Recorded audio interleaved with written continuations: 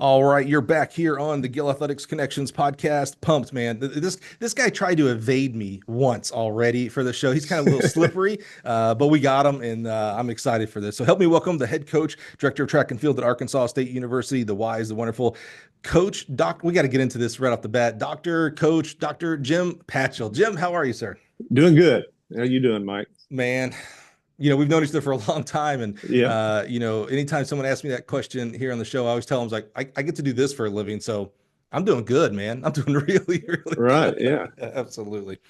Hey, right off the bat. So, you have been, you've had the title of Dr. Patchell for a long time. Not many coaches have a PhD. Dave Smith, actually, Gill podcast alum, also is a Dr. Smith there as well. What's your PhD, and why in the world did you go get a PhD? That's crazy talk. Well, my PhD is in kinesiology, which it was, Oh, wow. with your PhD, it's a little different than undergrad or even the master's. You kind of get to choose. You're kind of the master of your own destiny there. You get to choose your path. I mean, there's some things that you have to take, like, exciting stuff like statistics and regression equations and all that kind of stuff. But, the actual meat and potatoes of the PhD, you kind of get to guide yourself a little bit. So kinesiology is kind of an umbrella. There's lots of things under that, exercise science, which has, physiology, anatomy, all that kind of stuff, sports psychology, pedagogy. And I really did a mixture of sports science and sports psychology. Hmm. So my PhD is in kinesiology, but I kind of have a PhD in both of those. Right, right. If you kind of get that, they can't award that, but Yeah, yeah. but that's and really, asking me why I got a PhD. Yeah. Probably the better question is, why are you coaching? Ah. Because I never intended to coach. Okay. All right. That's what Yeah. I wondered, because I'm kind of Yeah. we're gonna go. So let's pause there then. Okay. Let's go back and find out the origin getting up to that, and we'll learn that exactly right. That's a good. That's what I kind of wondered, like, was where it fit into the coaching. So it sounds like it's a little bit before the coaching. It was. So Yeah. yeah. All right. So let's take a step back. Let's get in our way back machine here, Jim. Assuming you were an athlete, and we've I had was. we had plenty of coaches who weren't. Where does track and field start for you? Well, it started in the seventh grade, Oh, wow. really. And really got interested in it when I was in high school, but I was interested in the seventh grade. Mhm. Just like all seventh graders, your coach is probably an assistant football coach, and I remember this clearly. We got out there, and the first day we all ran a mile around the block, and he wanted to see who could run that the best. I wasn't too good at that one. He also put us on the lawn, just all the events to Mhm. see where you fit, which is a good way to approach it. And I think on the third day, of course, this was 40 something years ago, but on the third day, he put a couple of hurdles Mm. out in the middle of the football field and just had to say, "All right, everybody line up, run over them." And I happened to do it correctly, just right off the bat. Had the trail leg out and everything. So and I just started enjoying that. So that was my main event. Yeah, I nice. was also a sprinter. And then, I played all sports. I played football and basketball. In high school, I played football and track. Okay. I did not play basketball. I was a little too foul happy in basketball. A little too much finesse there for me, I guess. But Where, I actually got, go ahead, where are you growing up? in Heber Springs, Arkansas. Oh, okay. Is that right? Yeah. Oh, so you're Yeah. from Arkansas, I'm because from that's going Arkansas. to play into it, because I know when you moved back to Arkansas State, so I wasn't sure Yeah. if that was home or not. Yeah. Okay. And, So and, good. and in high school, I really fell in love with track. I Hmm. got recruited for both football and basketball. Wow. Uh, Not very intensely for football. I was too small. I'm 6'2". I weigh about 190 now, but when I was in high school, I was about 160. Wow. Yeah. And so, pretty skinny. Yeah. And, I was a receiver and playing college football at 6'2", 160. If you catch a pass across the middle, that might be the end of a lot of things. But I found that in track, you didn't have to worry about anybody blocking for you. Now, our high school team wasn't that great. Hmm. And so, I'm very competitive, and I would get mad at the other guy. You missed that block, and in track, hey, I didn't have to worry about that. It was me, and Yeah. that was attractive, and so it really fell in love with the sport, probably around the 10th grade. We have a little bit of a spoiler that maybe you did not have intentionality of going into coaching. You ended up there. But do you remember like what your relationship with coach was, your coach in high school? And what I mean by that is like, did you, I love your competitiveness. You almost seem like, I kind of want to ask the question, you talked about, a little foul happy in basketball and, a guy misses a block, you getting onto him. Were you a little bit of a hothead in high school? Well, not necessarily. I have kind of a calm personality, but if you know many calm people, if they get set off, they really get set off. Okay. And of course, I've got that under control now. But when you're 15, 16, you don't Right. really. Yeah. And I didn't really tear into my teammates, or I Yeah. respected them all, and they respected me. But I Yeah. would let them know when things weren't right. I love it. I love it. So when you're falling in love with track in high school, are you, kind of knowing, the spoiler alert, you become a track coach. Are you like paying attention to what coach is talking about with workouts? Like, are you asking like not questions like, challenging, like why are we doing this? Like, why are we like, what's the why behind this, coach? Are you doing any of that as a high schooler at all? Or are you just coach says Oh, run, I go run? Oh no, no, no. I was a student of the sport early Mm. on. Hmm. And that's just my personality. I always wanted to know why.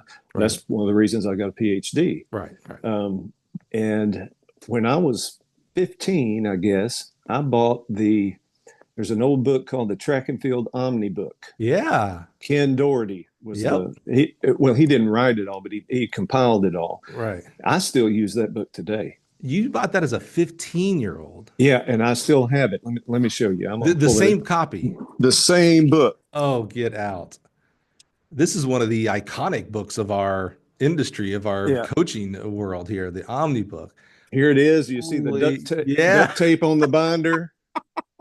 I've had this. dude, that's an artifact. Yes, I'm kind of an artifact too. I knew you were going to say. As soon as I said that, I was like, I know Jim well enough. He's going to say that. Yeah. Man, so, I mean, it's And so I read that book when I was 15, and so yeah. I learned how to train. Were you studious as a high schooler? Like, are you a 4.0 type of kid? Oh no, no, no, no. Oh, I wow. was Okay. I was I was studious in what I was interested in. Mm-hmm. English literature and things like that. I didn't see any use for it. Yeah. I'm decent enough grades where, Yeah, yeah. obviously I graduated and passed, Right, right. But but you weren't the AP student. That's all I'm wondering. no, no, Because I'm no. just thinking of like a 15. My kid is 13. He'll be a freshman next year. And actually, no, this is similar. Because I was thinking, I was gonna say, I can't imagine him buying something like the Omni book as a 14, 15-year-old.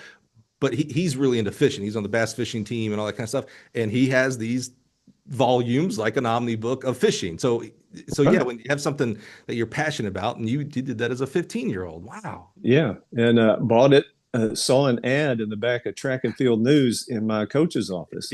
I thought, that looks interesting. And I got it. I started reading it. And I thought, oh, so this is how you do it. Yeah. And So would you have conversations with the coach of like, hey, coach, I read this and oh yeah, and I was very lucky.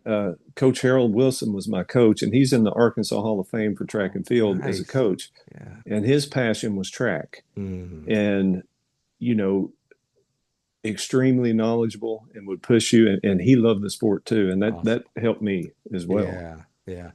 What was his, when you look back, his style? There's a lot of different styles of coaching. There's one thing, the X's and O's, and we've been exploring this for the past couple of months in the podcast, that maybe the X's and O's are the easy part, which is hard for a guy like me. And I grew up in coaching, in the coaching ed world, right? So I was always doing level two. I was always doing X's and O's stuff, but we're kind of learning that, all the other stuff, culture, humanality of, one-on-one with kids and things like that. That's actually maybe the bigger, more important part of track and field.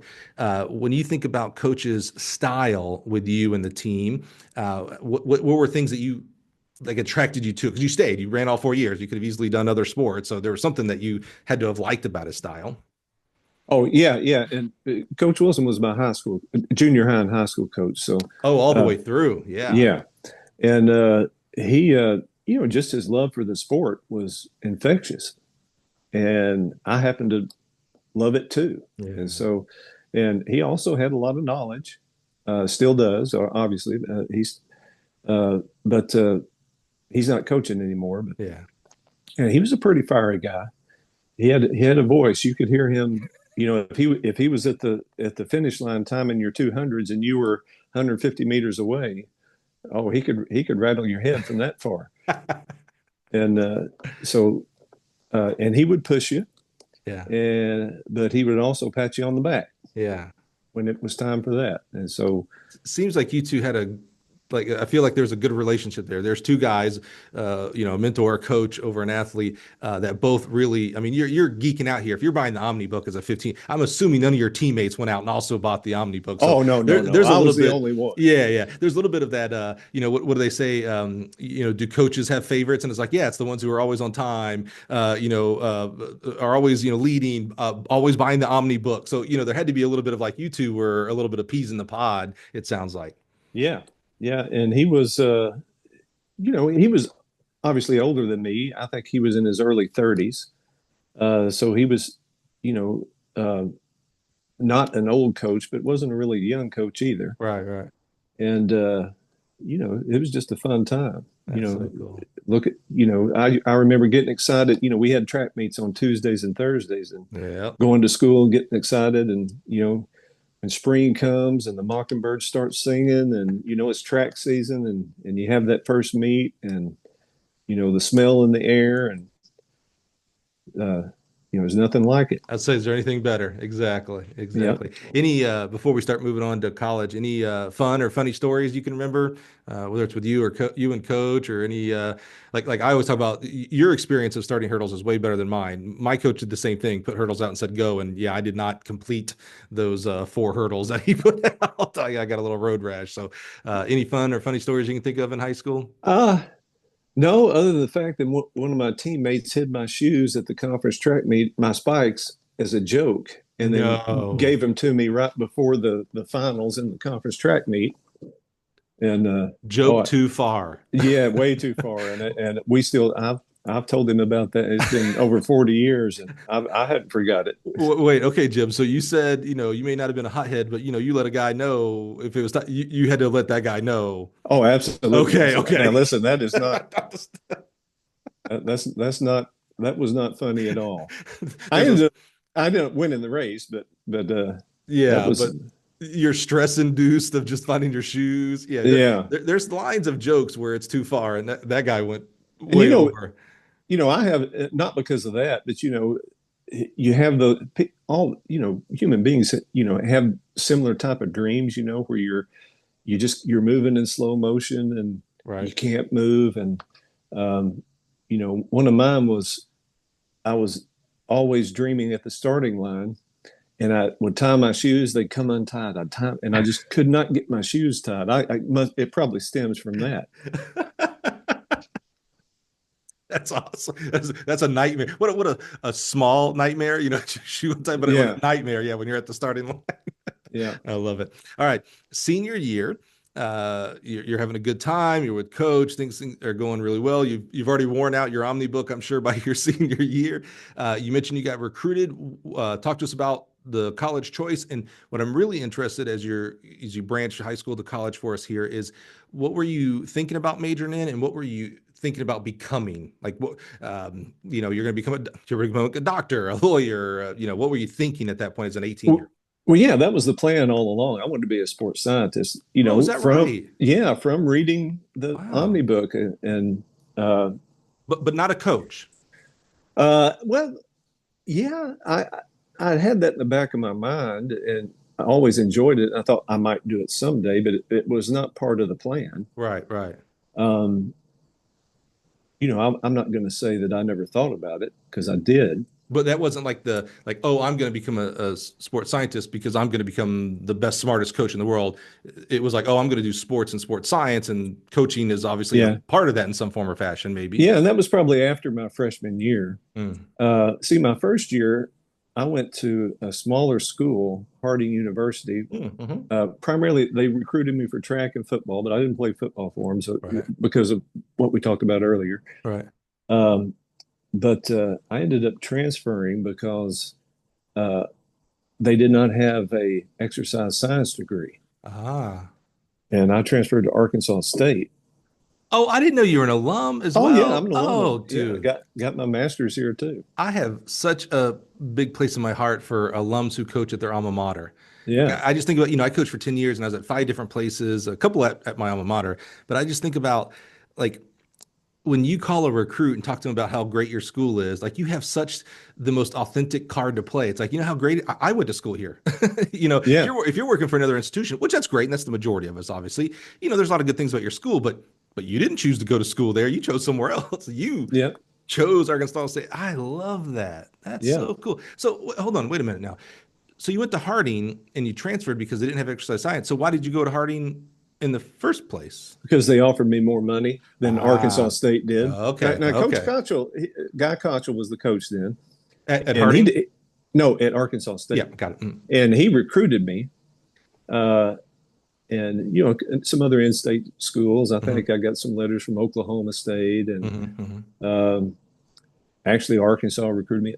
I got a letter, but Hmm. um, I believe they did, but they weren't offering any Right, much scholarship money. right, And right. so, I went where I got the Yeah, biggest offer. yeah, yeah, yeah. Okay. And it was also, just 30 minutes from my house. Ah, And, Ted Lloyd was the coach then, and he was mm, excellent coach. And, yeah. uh, you know, but they just didn't have the academic program I wanted. Right, right, right, And right. so, and so I transferred to Arkansas State, um, after that and spent the next 4 years here, Hmm. Hmm. redshirted 1 year. And so I was on the team for 4 years at Arkansas State. Yeah. Well, how was your experience as a college undergrad, as a college athlete? Um, oh, one of the best times of my life, just like most people. You get 3 meals a day, you got a place to sleep, you don't have to have a job, and you get to do what you love, and you're training with your buddies. And there were some things that went on outside of competition that was exciting as well, but probably not what we should have been doing. That don't get recorded on podcast. Yep. Yeah, exactly. Yeah, Uh-huh. yeah. Uh, but oh yeah, great experience. And still to this day, my best friends are the guys that were on the team with me here. Yeah. Yeah. Um, it's not my high school teammates. I still keep up with some of them, but I Right. keep up with almost all of my college teammates because it's just different. Yeah. Yeah. Yeah. Did you stay a hurdler all the way through? Yeah, I was a I, hurdler and sprinter all the way through. I knew you were cool. So hurdles are my favorite. I just love hurdles and hurdlers. And so I always knew there's something that drew me to you, Jim. And now I know what it is. It's that brethren of hurdlers, man. Oh That's yeah, my opinion, hurdlers are the best athletes. So easily. That's not an yeah, opinion. That's a fact. That's coming that from a is doctor. That's a fact. that's exactly right. It's been researched and That's published, and right. that's the way it is. Exactly. Don't ask for the papers, but it has. That's right. Yeah. So talk to us about your undergrad and where coaching is fitting because you're going into exercise science. You're thinking about being you want to be a sports scientist, which that's one of those when you say that uh, as a student until you get into maybe master's and doctorate. That gamut is still huge when you say I want to become a sports scientist. There's a billion different jobs you can do inside of that term of sports science. So, did you talk to me about the transformation as you continue, the evolution maybe is the right term there, of your sports science as it relates to, you're being an athlete at the same time where coaching, continue going through that undergrad as far as your thought process with that. Yeah, when I was an undergrad, the thought of being a college coach was probably not there. Right. I thought maybe high school, Hmm.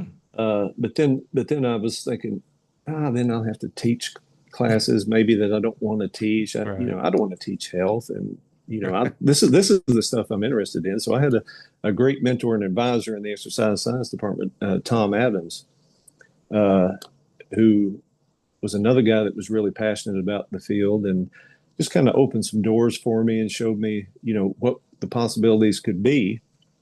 He also told me, hey, to do what you want to do, you're going to have to at least get a master's Hmm. uh, and probably a PhD. And so I thought, hey, this I enjoy doing this, and this, I would love to be the guy that comes up with new training methods. Uh, do some research and publish it, and I always enjoyed that, Hmm. and so that's the path I took. So even as an undergrad, because I was going to ask, your advisor really helped me there. I was going to ask, did you have a thought that you were going to go to PhD world even as an undergrad? So you had an advisor that was like, yeah, you for sure you got to do masters and more Yeah. than likely. So that didn't scare you off. You weren't like, oh, Oh, I got no, to no, do no, no. PhD. Yeah, he put me on the right track a little bit. Yeah.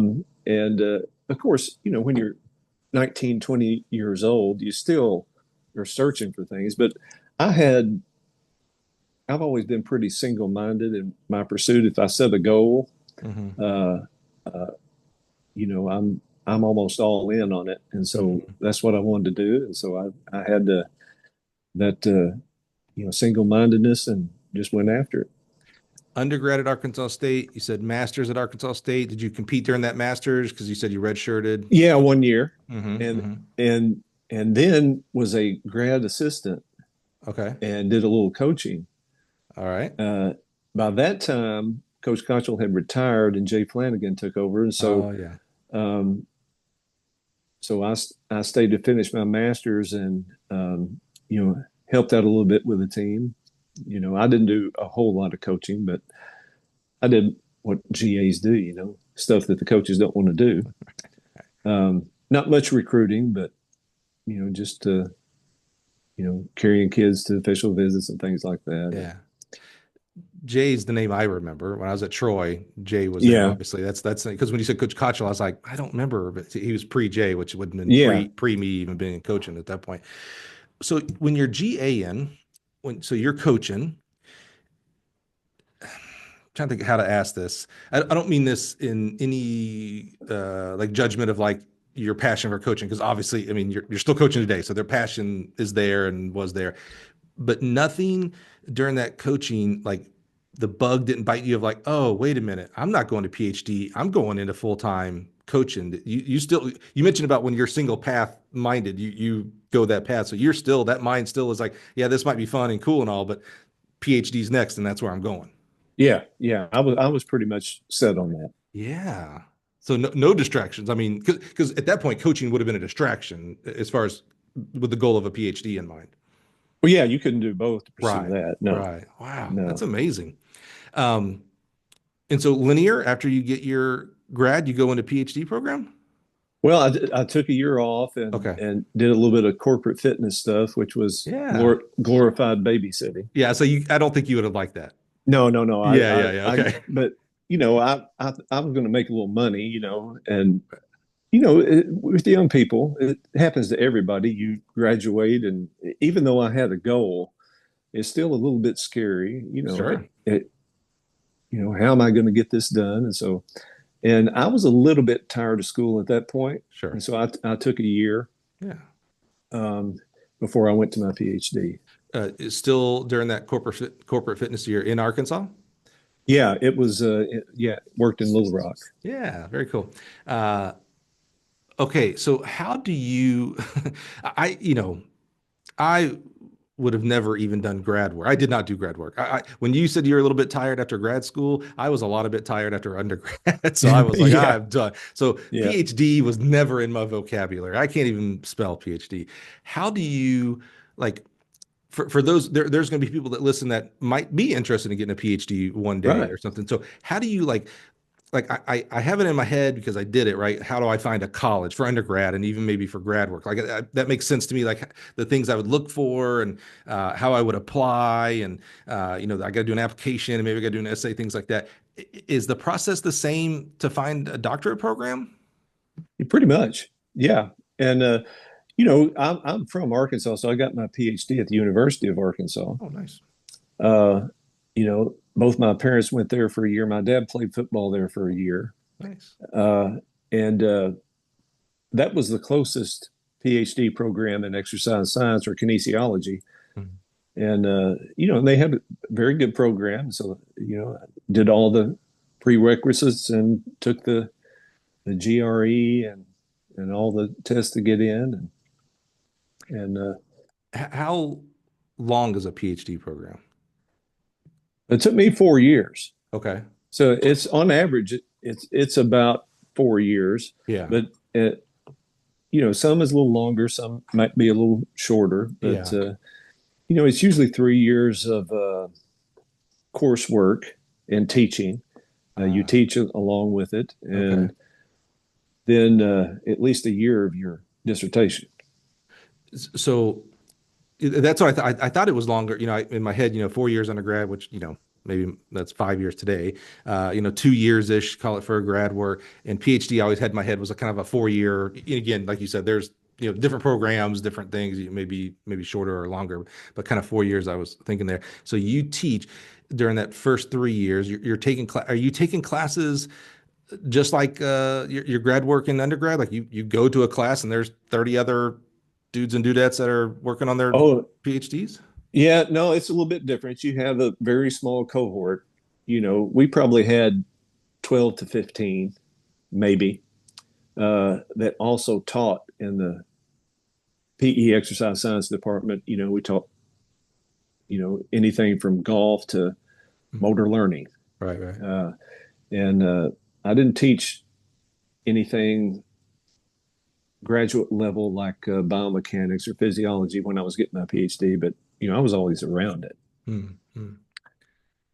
And when you go to that last year, your dissertation. So I've heard that, on social media, I see people, I defended my dissertation and all those kind of things.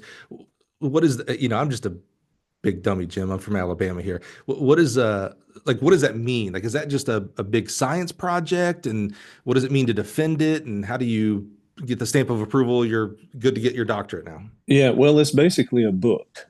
Oh, Yeah, it's a big research paper. If you read a research paper in, the Journal of Applied Physiology, for example, they're usually about 3 to 4 pages. It's a condensed version. But a dissertation mine was 180 something pages. wow. And so, yeah, it takes you about a year to do that. What was you have a subject, right?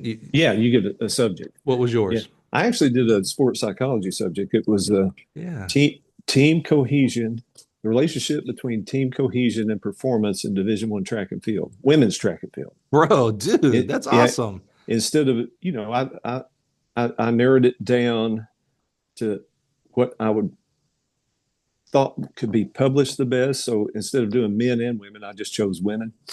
Right, right. And did some of the best programs in the South United States. We had about 12 to 15 schools that participated. Oh, wow. So you work with your advisor on coming up with that dissertation, right? So like maybe the first time you go there, you're like, yeah, I want to do sports psychology. Like, okay, cool, Jim.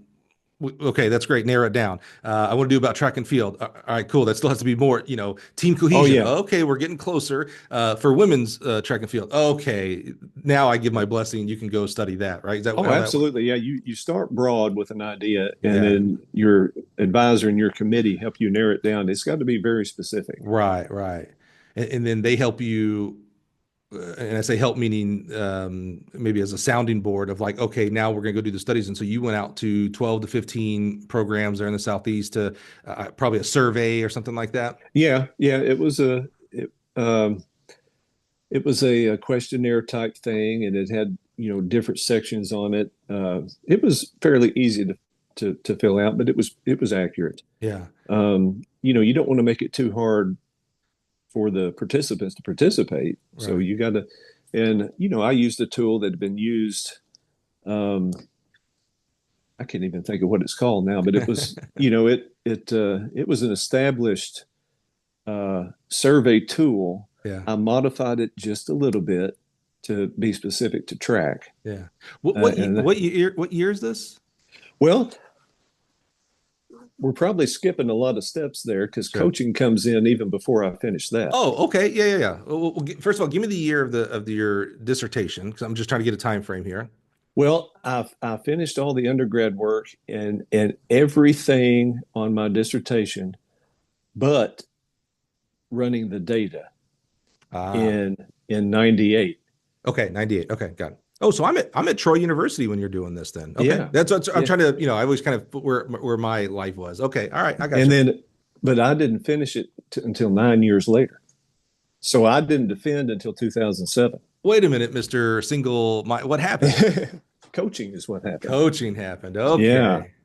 yeah. So I got to the University of Arkansas, and I was still working out a little bit. I was young, and Mhm. I was out at the track, and uh, the guys were just finishing up, Arkansas's team, and I'd asked Coach McDonald. I said, "Hey, do you mind if after y'all are done, if I just come out here and do a little work?" And he said, "Oh, that's fine." We started talking, and he remembered who I was. They recruited me a little bit, but Yeah, yeah.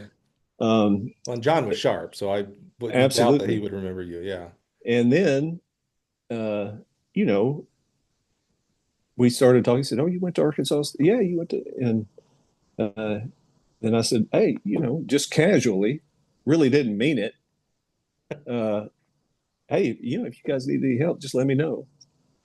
So the next day, Dick Booth calls me, Oh, and he said, "Hey, I need some help. Can you come out and I've got a group of pole vaulters and decathletes that I just don't have time to work with."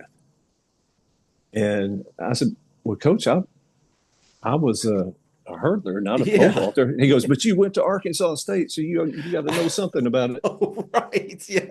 I said, "Well, yeah, I do. And You had to learn by osmosis. Come on. and so I said, "Well, Coach, I can come out at, I taught class until about 3. I said, I can come out on, I don't know what days it was, maybe Monday, Wednesdays, or Tuesday, Thursdays, or something like that. And I can work with them for an hour, hour and a half." And that started in about 1995. And then the next year, it was maybe 3 or 4 days a week. And they started paying me a little bit. And then the next year was every day. And all of a sudden, that group got good. I had an SEC champion and in the vault, and you know, uh, guys that scored in the decathlon, and uh, so that's how I got pulled back into Wow. coaching. Did you know? I, I assume, and we all know what assuming does, that you knew who John McDonald was, I a did, yeah. living legend, right? But did you know who Dick Booth was? Uh, And you know what I yeah, mean when I say that, Dick Booth, come on, one of the top coaches in our field all time. When Dick called you, I mean, I guess you would have known he was on staff anyway, I oh guess, yeah, but yeah. I knew yeah, who yeah, he yeah, was. yeah, yeah, yeah, Absolutely. yeah, yeah. That's funny. And you had no trepidation, like, because when you said, vault and multis, and I was like, wait a minute, Jim, I hadn't heard that from you anywhere. It was hurdles and sprints, but you had no trepidation of like, okay, well, I know mechanics. Exactly. Yeah. And just use, what I learned in my PhD program and applied it to that. And you know, No, no concern of like, dude, this is Arkansas. This ain't Little Rock High School. Like, there's a standard, right? And well, yeah, I mean, I was also 25 years old, and when you're 25, you think you can do anything. And so I just I didn't think about, wow. there was no, obviously there was, the kids was coaching was not the core group of that team. Mm. Um, and it was, uh, but when we started getting good, there was a little bit of pressure that went with it, but it Yeah. was good pressure. Yeah, right, right, right. Did you get the opportunity to learn from a guy like Dick as well? Oh, absolutely. Oh, dude. I would make it a point at least 3 or 4 because my office was not maybe 100 meters away from the track office. Oh, okay. Yeah, yeah, yeah.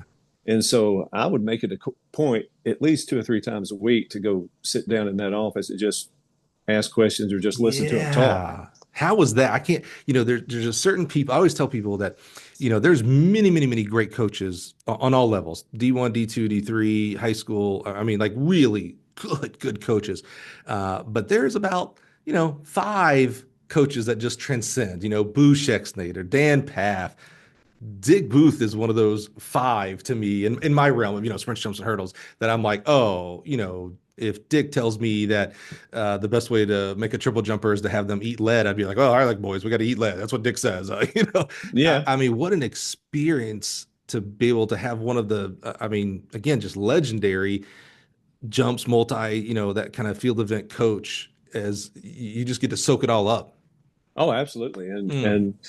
and fortunately, I was smart enough to know that, hey, I need to pay attention. Yeah, yeah, yeah. Yeah.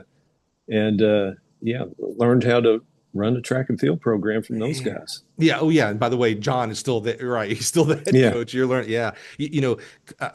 Big coaching education fan. And I've come to the kind of summation that, coaching education is formal and informal. Does not make one more important than the other. Formal being, our USATF level ones and twos, UFTFCAs, now Altus and those guys, right? And then informal. So Omnibook would kind of be in that formal, if you will. It's a book, right? Mhm. Informal would be sitting down and talking with Dick Booth, calling mentors and experts in our field and asking questions. Man, you got one of the best informal coaching education backgrounds from the get go. Oh yeah, couldn't have been any better. Man, Yeah. Yeah. but so how do you justify to yourself you admitted to us yourself focus when I get something I go you put off that I mean you did all the work assuming you tell again I don't know anything about PhDs it sounded like you did all the work for the PhD and then you paused that for 9 years how did you justify of like man why don't I just like Dick this has been a lot of fun these last couple of years but man I gotta run the last lap over here I gotta get this defense done. Well, that's kind of what I did in the fall of, I think it was late 90s somewhere, Mm-hmm. 98, 99, somewhere in there. I told him, I said, I've got to finish this dissertation. I appreciate, I can't come out anymore. And then that late November, I was wrapping it up all, but I had the first 4 chapters done. And of course, back in those times when I was there coaching with those guys, we won 7 national championships. Yeah, it was an unbelievable time. Yeah. Yeah. And obviously, if anybody was looking for a coach, they'd call John, say, Sure. hey.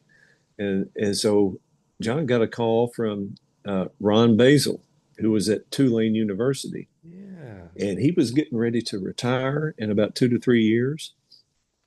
And he had come from Army down there and took that program and really built it up. And he said, and he called John. He said, hey, listen. Well, actually, no, he called Lance Harder.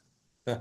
And then he called John and said, I'm looking for a guy that can come down and be my assistant for a couple of years and maybe take over the program. Somebody that is that caliber that can do that. Right. I don't want to have to teach somebody. I want somebody who's a little bit younger and has some fire and can come in and recruit and help me with this program. And they might have a shot to take over when I retire. And so he gave me my number and he called me. And that's when the pause happened. And so I took a job at Tulane. Wow. First full-time coaching job. Didn't make much money, but Yeah. I from coaching at Arkansas, I got the bug again. And so I didn't know if I'd still planned on, finishing it. Yeah. But that I took a little detour there. Is that, I'm going to say, is it common? But maybe the right term is that not unheard of to do these kind of pauses as you're doing your PhD? Most people go undergrad and, they do all 4 or 5 years. And certainly we know people who've I got out of college, undergrad and came back, but that's the rarity. In PhD, is that more common? Because, we're talking about adults now. We're talking about 25 to maybe 30-year-old people that, Yeah. It's actually pretty common yeah. Okay. to, once you finish all your coursework and you have your proposal of your dissertation done, you can then technically graduate. It's called ABD, all but dissertation. Is that a real term or is that like a fun term? No, that's a real term. That's a real term. That's yeah, cool. Yeah. And so, now you can't be a full professor with that, but you can you can get a job and Yeah, do all yeah. the stuff that you want to do while you're finishing that dissertation. Got it. Okay. And so ABD. yeah, I've never heard that. yeah, that's an I'm gonna actual start thing. telling people I'm ABD. It's like, hey, Yeah. I'll put the dissertation. Yeah. But yeah, that was So that's common. um That's not like what you were doing wasn't like I your would advisor wasn't like, yo, dude, no one does this. no, yeah, they were like they it was fairly common. Now it's Mhm. not common to wait as long as I did Sure. to finish that last little piece of it, Right, right. but um yeah, usually people do that Okay. and you know get a job at a university and then within a year they finish up and Got defend it. and then they're on the tenure track and can be assistant professor and then full professor. Got it. Okay. So you go to Tulane and don't let me miss where you defend because I want to know what that actually means when I see that on social media and stuff like that. So, Right. but you go to Tulane. Now this is the first time I'm gonna call it away from home in the sense of like you're out of your home state that I'm hearing. Oh yeah. Yeah. Yeah. How was that? I mean, boy, and you go to Tulane for crying out loud. Well, There's a little culture difference. yeah, I left the University of Arkansas in December and packed up my stuff in the U-Haul and drove straight through to New Orleans. Man. And it was 28 to 30 degrees when I left. Had all my summer clothes were packed, Right, and I right, pull into New Orleans and it's 85 or it's 80 and right, humid. right. And so I'm moving into my apartment and I've got winter clothes. And so I still remember that. That was a hot day. Look at this smart guy. But yeah, it was definitely a little bit of a culture shock, but I was Yeah, still young enough and I wasn't married at the time, so I was mhm, young enough to mhm, enjoy it. yeah. And so you know, that was got pulled back into full time or back into the sport and my first full time coaching gig right there at Tulane. And I'm struck by, at Arkansas, you have a Coach McDonald and a Coach Booth, and now you have Coach Basil. I mean, another guy that, I'm gonna say maybe doesn't get his due in the sense of like, yeah, here we are in 2025, but when he was coaching, people very much knew who Ron Basil was and what he's Oh, done and things like absolutely. that. I'm struck by here's another really great mentor coach for you. Yeah. Yeah. This is, I was very lucky in the guys who helped me along the way. Yeah. And, you know, Ron was legendary coach at Army for a number of years. But before Yeah. that, he was at Adelphi University in Philadelphia. And his 4x4 team back in the 70s had the world record. No way. Is that right? Yeah, they did. Yeah. Dude. Now, I'm almost sure that was maybe it was the indoor world record. It Yeah. was something. Still. But yeah, I think it was 303 or something like that Wow. At Adelphi. at Adelphi in Philadelphia. That's before he went to Army. Dude, Yeah. holy.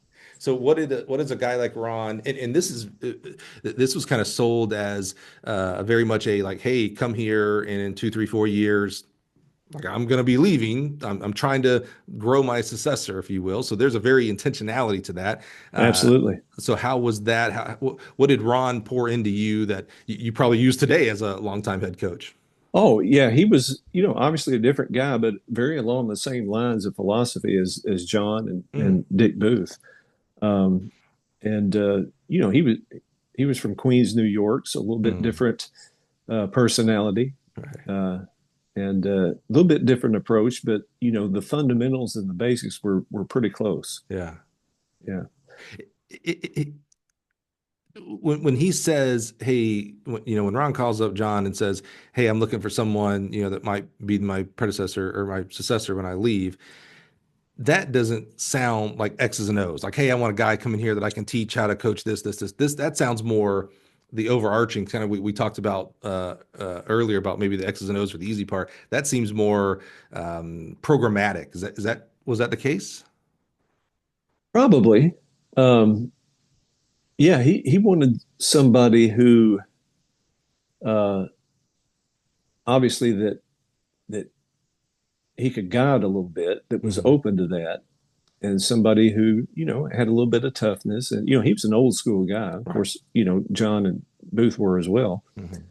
Uh, and you know I always had that kind of attitude. You know there were some coaches that couldn't work for Ron because he was pretty tough, Mm. but I didn't have a problem with it. Hmm. I loved it.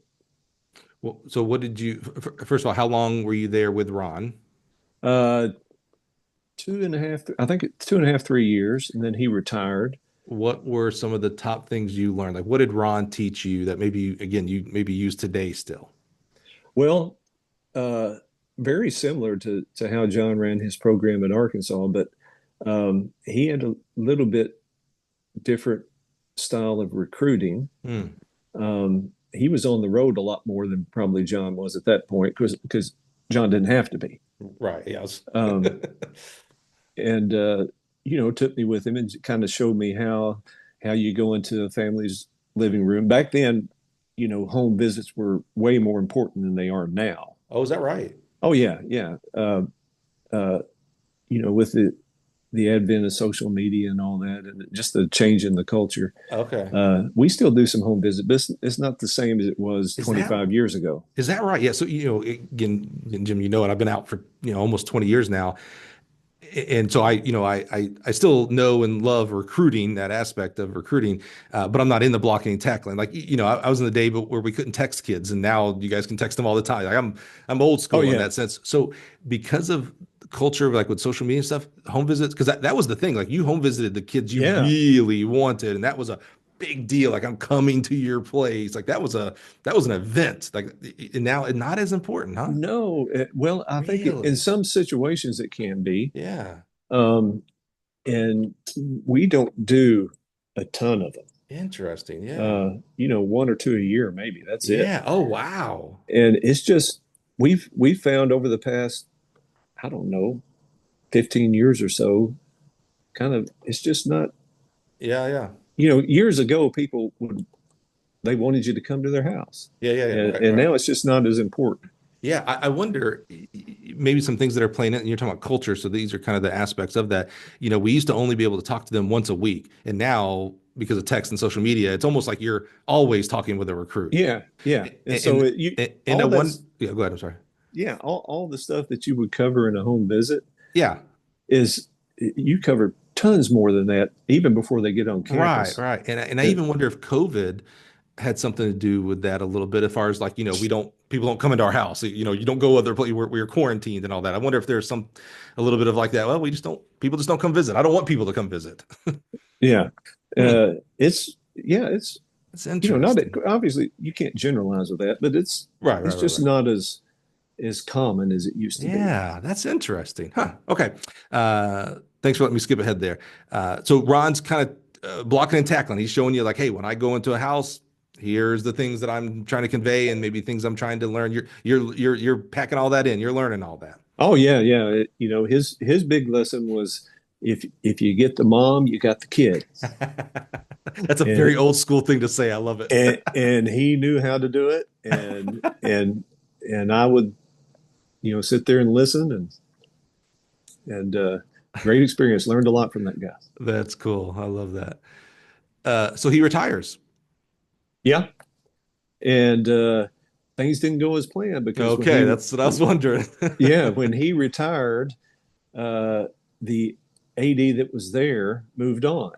Oh New no. AD came in and brought his own people, and so hired somebody he thought would do a better job than me, which Yeah. which happens, Yeah.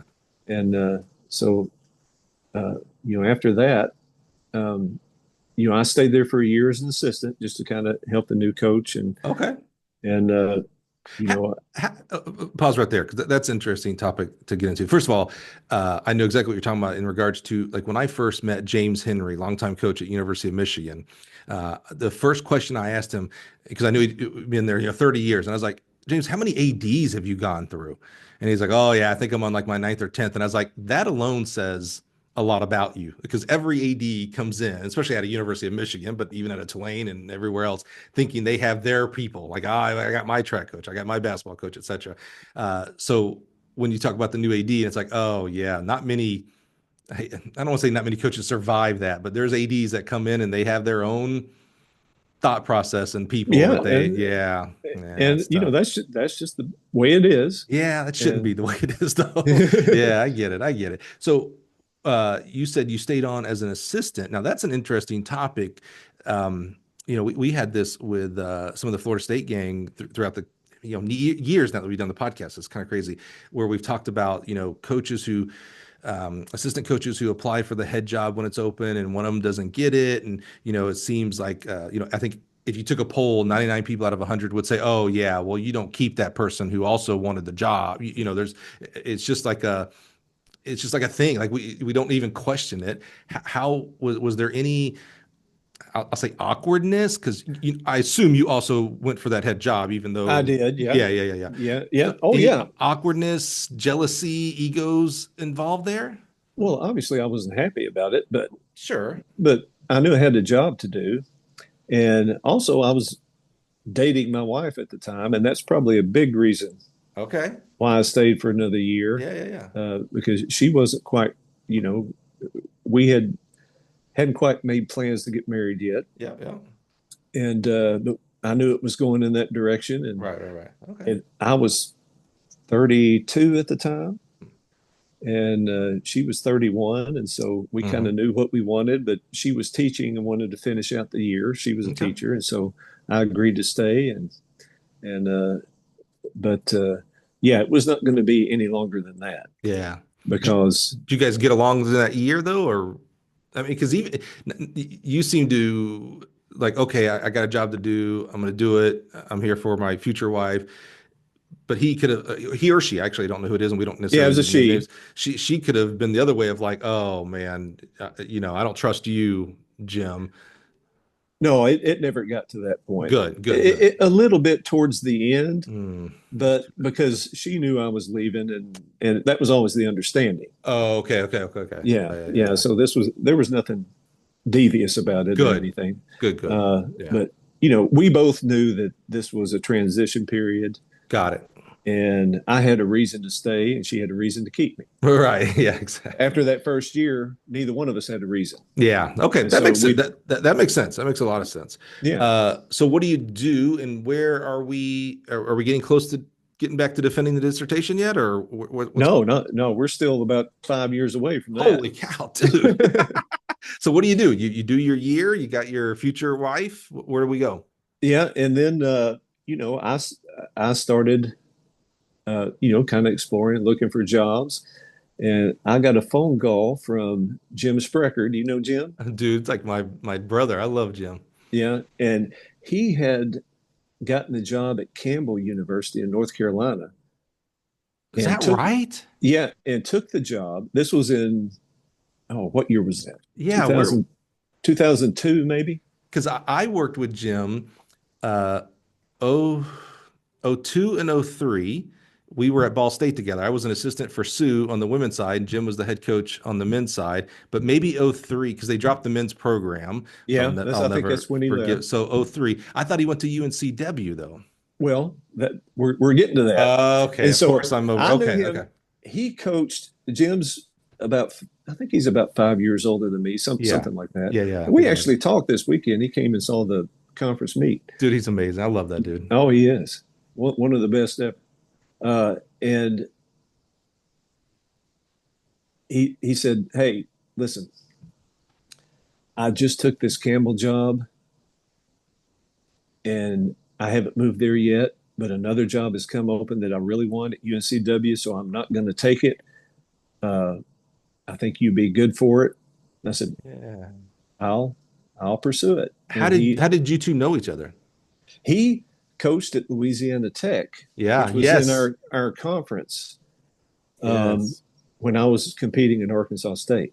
And Wow. so I knew, wasn't extremely close with him, but a assistant basketball coach, uh, I forget his name, at Tulane was really close with Jim, Okay.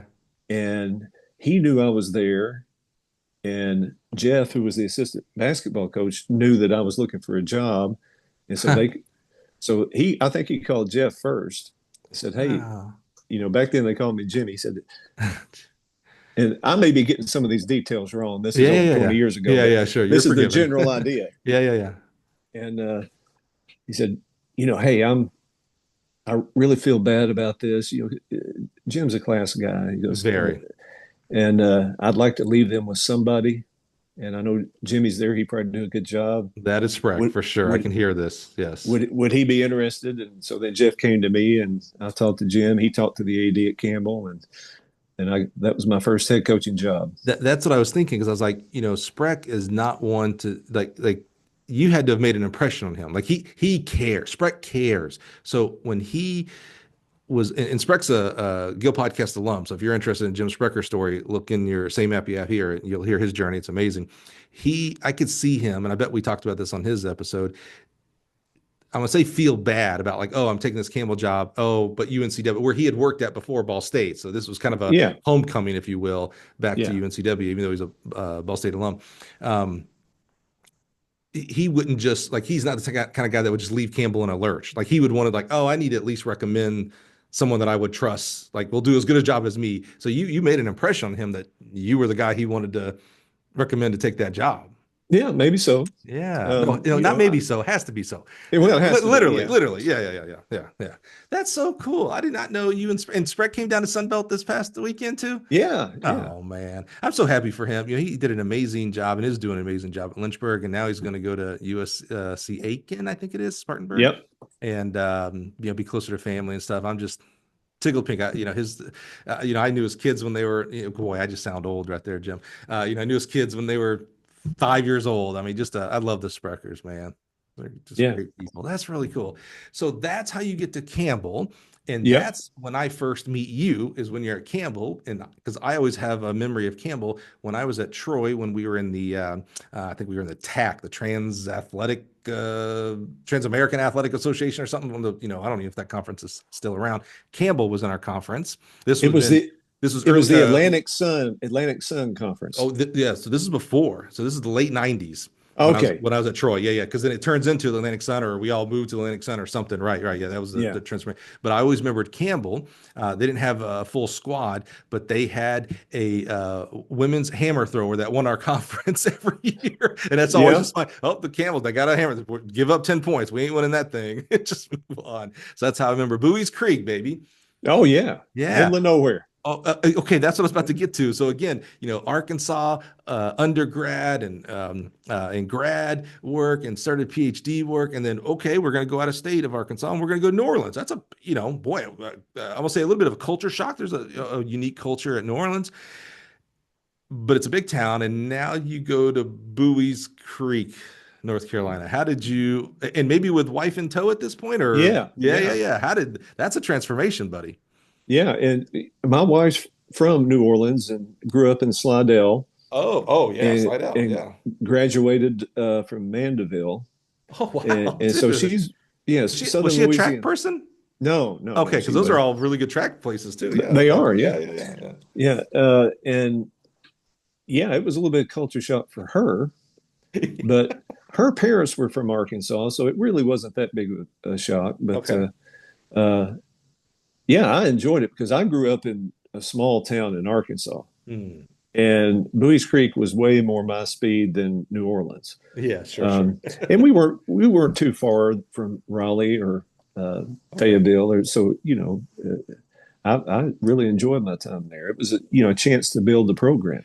Okay, boy, you are like T-balling it up here for me. That was exactly going to be my segue. I don't remember Campbell having much of a full team at that point.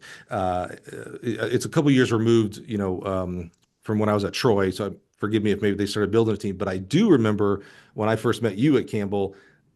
Campbell was a team. How did Yep. you? Tell us how you built that. Well, that was what the athletic director Stan Williamson, got to give him credit, is he wanted to have a team and not Mhm. just a small group of individuals. They were pretty good in Mhm. cross country. Right. Kim Fournette was the cross country coach, and Hmm. I'm still good friends with him. He Yeah, coaches at Memphis now. that's right. Yeah. Um, and so they wanted to have a full track team, Hmm. and that's obviously what I wanted too. Hmm.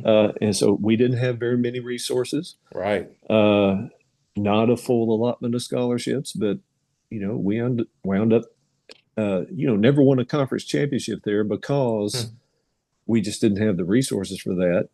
We were building. They're fully funded now, but I like to think that I kind of helped set that foundation. Absolutely. And really had a great time there. That the most fun that I have in coaching is building. Yeah. I had a great time building there, and the great time building here at Arkansas State. Yeah. So that's fun for me. How many years were you at Campbell? 8 years. 8 years. Okay. So there's coaches listening right now that are in a very similar situation, or they may not know it. They will be in a very similar situation as when you first get to Campbell. Individuals, not a team. Not a full allotment of scholarships. So what were some of the things that you remember doing that helped you be more attractive to more recruits? How did you recruit kids that I'm sure you had your share of kids that were getting 50% at schools and you could only give them 15 and they chose you. How did you, with all those hurdles, pun intended, in your way, how did you overcome that? You didn't allow that to stop you. You built out a fully team that was really good. Yeah, we you had to recruit kids who were good academically so that they could supplement their scholarship with academic money. Right. Campbell, private Christian school, pretty small school, but Division I. Yep. And that's how we approached it. We looked at, obviously performances, but the very next, and I still do this, very next thing is look at their GPA and their grades. And we had a good relationship with financial aid admissions, and you got to be creative and find money other places. Did you have facilities? I don't remember. There was here's a story I'll tell you about my interview / recruiting visit to Bowie's Creek. Okay. So I think I was already going to be offered the job, but I wanted to see it. Right, sure. And so they, went there with the assistant AD, showed me all around campus, and at lunchtime I said, "Okay, well, can we see the track?" "Well, we'll see that later." And then, we went all, around the area a little bit more, and, "Well, can I see the track?" Finally they had to have me see the track. Right. And, I'm telling you, if you call it a track, it was built by a local farmer. And the home stretch, the track, it was the old black rubber tire type of stuff, like a high school track. That's what I had in high school. Yep. Yep. And the one side had 6 lanes on the home stretch, but the circle was only 4. And so on the home stretch, it went slightly downhill. Nice. And then it was banked around the curve. On the back stretch was slightly uphill and banked on that curve. It's a great training track. Oh, absolutely. Yeah, you get some overspeed and resistance training all in one day right there on the same track. And so I thought to myself, "Oh, what have I got myself into?" Yeah. But I like the people, and I like the area, and I like the vision of what they wanted to do with the track and field program. And there were plans in place, and I got, that's one of the questions. Hey, if I raise the money, can we? Absolutely, yeah. So, so I took the job, and after about 2 years, we at least had a track where we could train. Then Campbell adds football, and guess where they put the football stadium? Right on top of your perfect training circle. Right on top of the old track. And so we went a good 2 years without a track. Oh man! So you talk about hurdles in front of you. First of all, you don't have a facility. You have a good training track, but you're not hosting meets and things like that. And now they take that away from you. Absolutely. Yeah, that was that just put it in high gear. The fact that we needed to raise some money and get a track built. Now that's interesting, Jim. Hold on. That's interesting how you just said that. Because a lot of people would have said, that would just put it into high gear that I needed to leave. Like that's what a lot of coaches would say. And I'm not judging that negatively either, but that's Yeah, just interesting. That gives me a little insight into your psyche that instead of running from a challenge, you were like, oh, okay, well, that just means I got to work harder to get a track then. right. That's interesting. Just that little thought process of yours. And it took us 2 years. Yeah. And here's what we did in the meantime. Uh, we had a little bit of flat space uh, outside of the track office in the field by the cross country course. And so we dug a long jump pit by hand with shovels. We paved 2 runways with asphalt and got them level. I mean, I didn't pave it. We hired somebody to do that. Right. And they were about 60 meters long, both of them. And Nice. so one of them was a sprint track, and the other one was on one end, we dug the long jump pit, and we did that by hand. Wow. And put sand in it. And the other end was a pole vault pit. And so for 2 years, we trained on that. Holy cow. And with rollout runway, Yeah. bought from you. And we,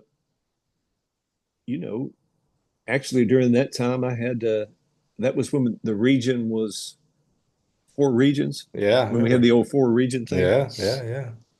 Which I still prefer today, by the way. Okay, great. Because I was going to ask you, by the way. Yeah. Yeah. Tell your story, and then I want to click into that. Okay. Yeah. And so, during that time, that was probably, it was, I'm telling this story and the coaches think, oh, you did all that? Well, yeah, we had a great time doing it though. Yeah. And we had good kids. So the benefit of that is you had kids there that wanted to be there and wanted to work. Mm. They didn't come for the shiny things. Right. And I had in the East region, Sam Tilley won that in the long jump, jumped 7 meters, 90 something, training on that. He was a 22-foot long jumper out of high school from Florida. Wow. Very good student, and training on that runway.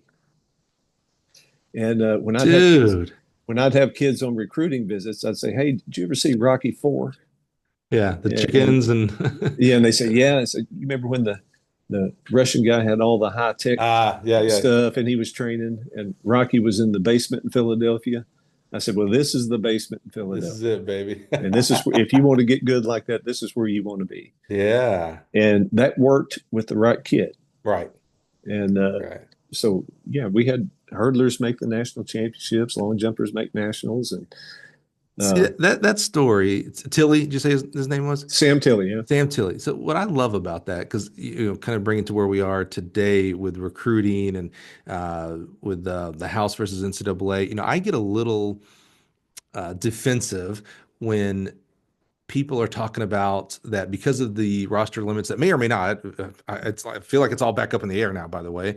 But when we were originally talking about 45 roster limit and 35 for the SEC, and I'm big on social media, right? So I'm on Twitter. I always tell people on Twitter 24/7. So I'm always hearing communication, what people are talking about. And people are talking about that because of these limits, kids aren't going to be able to get developed anymore. And I get defensive about that because I think of you at Campbell signing a 22-foot kid who would not even today be a Power 4 kid, right? And you developed them into nearly an 8-meter jumper. And the reason I get defensive is like, okay, maybe that 22-foot kid can't walk on to LSU or Florida or whatever that kid's maybe dream school was, but there's still other schools with great coaches, whether it's Division I, mid-major, whatever we call non-Power 4, Division II, Division III, JUCO. There are other great coaches like you, Jim, that are in those schools that can still take 22-footers and make them 8 meters. That's right. Where I just get so defensive about, like, guys, and I love the Power 4 coaches.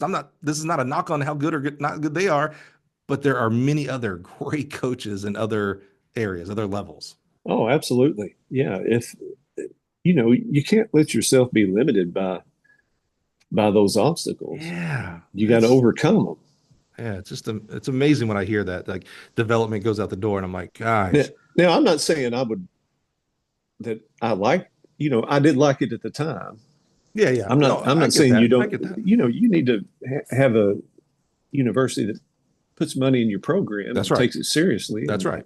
Facilities. And that's all great. But I'm just, we found ourselves in that situation and we made the best of it. That's so cool. I love that. I love those stories because they happen at Campbell's, they happen at Lindenwood universities, and they do happen at University of Florida's as well. There's kids that have gone to school at quote unquote big name schools that were 22 footers and they become 8 meters away. It can happen on all levels. It happens Well, every yeah. day on every level. Well, when I was at the University of Arkansas, they did not have the facilities they have now, Right. That's right. Yeah. and our indoor track was terrible. It was around the tennis courts. Is that right? Yeah, it was a flat 200-meter track, and there was Yeah. no heat, no Wait, air you talking conditioning. about Arkansas or At Arkansas State? Arkansas, Yeah, is Arkansas. that right? Because I remember Yeah. the 200-meter flat you had at Arkansas State. I didn't know Arkansas had that too. Oh, Yeah. yeah, yeah. It was worse than the one here at Arkansas State. Oh, And, really? and we'd have to have practice, and tennis balls were flying everywhere, and so it's and with that, John McDonald won at that Yeah. point. He'd won 30 national championships, Yeah, I it think, stopped or him. 25, something like that. That track was worse than Arkansas State's track Oh yeah, because I didn't want to yeah. offend you and say I hated going to Arkansas State. Oh When we were at Troy, we used to go. I'm like, oh man, guys, this thing is just like we didn't like going to Gainesville either. Remember they used to do their. I don't know if that thing was even 200. it was a similar setup. Yeah. Oh my gosh, that was another one. It's like, man, if we go, just run the straights. Don't run any twos and fours and all that stuff, man. You brought up something. You reminded me of the four regional system. I remember that when I was at Yeah. Mississippi State, which it's had its own issues. They had tweak some things as far as like participating in the final of the event. My I think it was my first year at Mississippi State. We qualified four guys to the 200-meter final in that at Indiana. And so that means they're all qualified for nationals and stuff like that. And so we just didn't run them because we didn't care Yeah. about the team. They gave a team title, which actually was cool. But we were obviously way focused on nationals. And, you have a final that goes off in 200 with like, three kids and that doesn't look good. So the NCAA is like, all right, we got to change, what do you call it? The fair, what do you call it? Fair, Participation rule. yeah, participation. Yeah, yeah. Sorry. Yeah. But now, so you were in that four regional system. You've also been under the descending order list system, Yep. and now we're at this two. We're the NCAA track and field equipment specialist. So I got to put my NCAA hat on and say it correctly. We don't have a two regional system. We have a two first round of Yes. national system. What do you like better? What are some advantages, disadvantages? What do you like? Oh, it's fine now, but I would prefer to go back to the four Hmm. and then have a team champion. Yeah, I kind of like that aspect of it. Not necessarily that anybody would actually go for the team champion there because you're focused on nationals, but it's more regional. Yeah. It's a little bit smaller meet, Yeah. Yes. and you know, one of my pet peeves in coaching. Now, I love coaching. I love track and field, but I do not like big qualifying meets. Regular seat like where you have 30, 35 teams there, and the men's discus takes 8 hours to complete. And Yeah. I'd like to see us go back to regional meets, and institute maybe a dual. Have everybody have a dual meet. Have some quad meets like we used to do it. Yeah. And of course, I don't want to sound like an old guy. Well, back in my day, but Yeah. Yeah. And I want the 200 hurdles back. yeah. But how many regions are there at the NCAA basketball tournament? Right. Yeah. How many regions More are than there? four. How many regions are there in baseball? Yeah. How many regions are there in golf? Yeah. I'm with you 100%. My biggest pet peeves, I mean, almost to the T, what you just said there, Jim, is the 100-meter, the last two heats of the 100-meter go off at the first round, and we just say, okay, see you again in 2 weeks. Like there's no winner. We have a meet that there's no winner. They're the top 12 hammer throwers. All right, well, we're done. Stop. No one wins. We'll see you in 2 weeks in Oregon. And I don't like that there are 4 flights of the hammer and the long, and it's like, man, this meet goes forever, guys. Yeah. Like if we're trying to do what's best for the sport beyond what's best for today's team, how do we get people in the stands? How do we get on TV? How do we grow our sport in that way? To me, these 48 per event meets are not, with no winners, by the way, no score, not at all, anything, not the way to do it, in my opinion. Yeah. I'm not totally opposed to it, but I preferred the four region thing. It Now was a, you'd have to. that was a good meet. It was, and it Yeah. was. You didn't have to travel all the way across the country, Oh, yeah. Great point. Yep. Yep. and you would compete against schools that you probably competed against in the regular season. Hmm. Hmm. Everybody knew each other, and Right. it was just a way better atmosphere. Yeah, I agree. I agree. Yeah, I'm not a fan. And then when they were there, there's been talks of adding a regional or two first rounds to indoor track. And first of all, I don't know how you could even host that meet. Like, I'm not sure what facilities are even available to only host two meets of every call it every coach or every program in the country. But two, I just don't know where you would even like, do you move indoor season earlier? It's already in December. Like, when I was coaching and going to Arkansas State for meets, December meets were like rare. Like, no one went to a December meet. Now everybody starts in December. So do you move that earlier, or do you move outdoor the outdoor season's already so compressed, you can't just slide it in. Like, you lose even more of outdoor. Yeah, indoor season. Yeah, we're kind of getting off I know that's off kind of left my field here, jam. My kind of jam is we just go everywhere. but yeah, indoor season is so short, Yeah. and the amount of indoor tracks that are really quality Oh, yeah. is not nearly the amount of outdoor. Better today So than it was yesterday, but that inventory is still slim. Hmm. yeah, but a regional is just not. How are you going to take time off between indoor and outdoor and get ready for outdoor? I'm not a. I wouldn't be in favor of a regional Yeah, for indoor. same. All right, Jim. We'll bring it back. I am good at Okay, bringing things back. Don't worry. That's all right. that's my job to do this. Bring it back. So Campbell for 8 years. Now we get our dissertation. We defend our dissertation while we're in Campbell. Yep, that's when I Okay. defended it. So what? I'm gonna say what finally led you to like, all right, let's just get this thing done. What led to that? And then so tell me, what does that mean defending my dissertation? Well, probably the primary reason I did it was Dr. William Freeman, who was the chair of the department at Campbell, Okay. who was an assistant coach under Bill Bowerman at Oregon, Oh, wow. and was there when early '70s when Prefontaine was running, No way. That's cool. and he was obviously a Did huge you track fan. did you know that when you took the job at Campbell? No, I did not. Wow. Yeah, That's I did not. cool. But that was a bonus, Yeah. and so he asked me to teach, and I did teach. I taught at Arkansas. I taught not very much at Tulane, but some. But I taught a little more at Campbell. I taught graduate school in physiology and that kind of thing, and because of him and his approach to it, and he was a huge track guy, and he said, "Hey, you need to finish that dissertation." And I said, "Yep, I do." And so I contacted my old advisor, and she said, "I was wondering when you were going to call." Is there a expiry date? Like, Not really. No, is that right? it's up to Okay. your committee, Okay.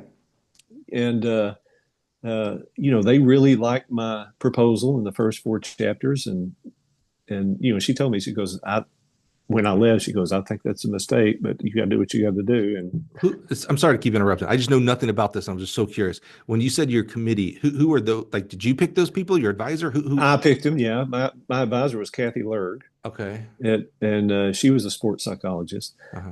and obviously I was one of her better students, and she wanted to see me get it. And Right, so right. when I called back and said, "All right, the prodigal son," I've been waiting for your phone call, Jim. yeah, and that's exactly what she said.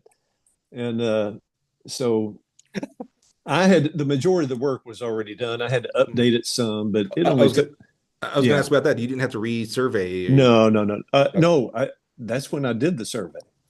I had not collected Oh, the data yet. oh, so I you had did to, all the front leg work, yeah, and then and before the actual. Okay, and okay. I collected the data when I was at Campbell, Okay, okay, okay, okay. which was fortunate because by that time I had many friends in the coaching profession who would give this survey to their teams, Right. and I had a much better study. Yeah, for Now, sure. I don't recommend doing this, but Right. it worked out.